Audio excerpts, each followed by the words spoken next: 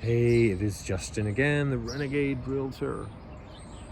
I am in Camp Washington, a section of Cincinnati, which is a sort of post-industrial. It's an antique house. This is more of a residential street.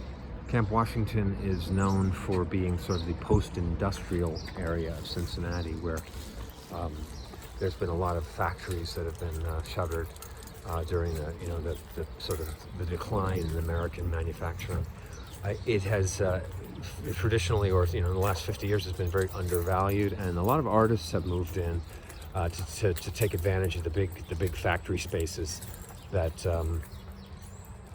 that are super cheap, and nobody, for a long time, nobody knew what to do with them, and then people have.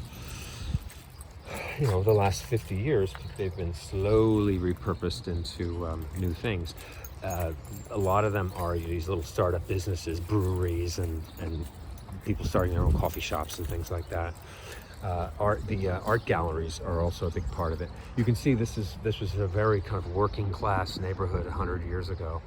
And you can see, just tell by the architecture, very, very modest buildings, but also, they're modest, but there's a certain dignity and a certain beauty to these fairly simple designs. You almost feel like I'm in Ireland or something. There's another brick structure. This is where you're starting to get into sort of these more old industrial buildings. At the end of the street there, you can see a bank that was converted into a coffee shop a few years ago. It's a beautiful platform for a modernist building. It makes a wonderful coffee shop. It has light coming in from all four sides. And oh, excuse me, sorry about that. Come on. Another sort of turn of the century building. There's a program that I wanted to suggest to you. Again, I don't suggest them unless I really like them. I don't suggest them every episode because I don't always find a good one. But I found something that I really think is worth a watch. It's an outfit called Brit Monkey. Of course, I will have the link to the show in the description. But this is a famous Camp Washington hardware. This is famous for having the weird things that nobody else has. It's a nice mural. Flag Studio. Look at this home.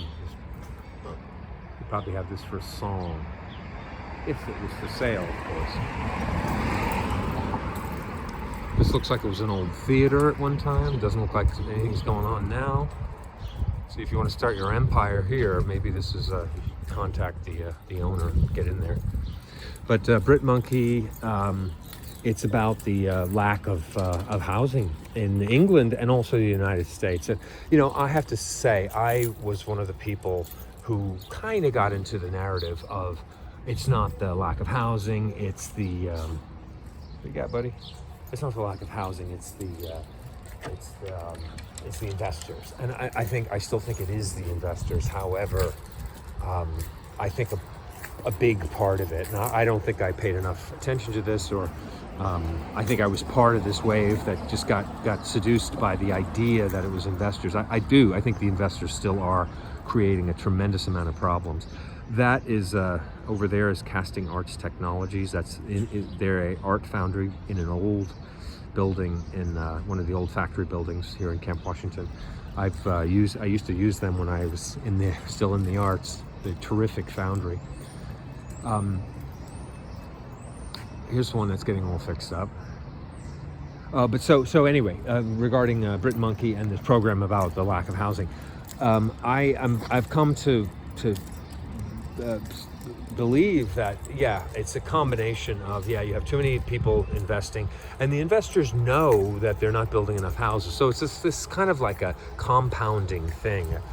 Where the investors are buying up property because they know nobody's willing to buy them. Here's an arts, this is turning into a bit of an arts district. These art galleries, I believe.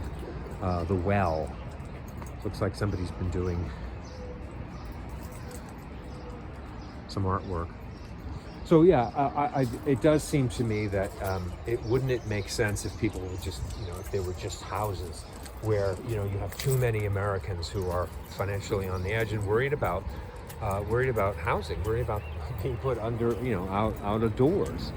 And it does seem to me that that nobody wants to. Nobody wants the new development in their neighborhood. At least this is what I've heard.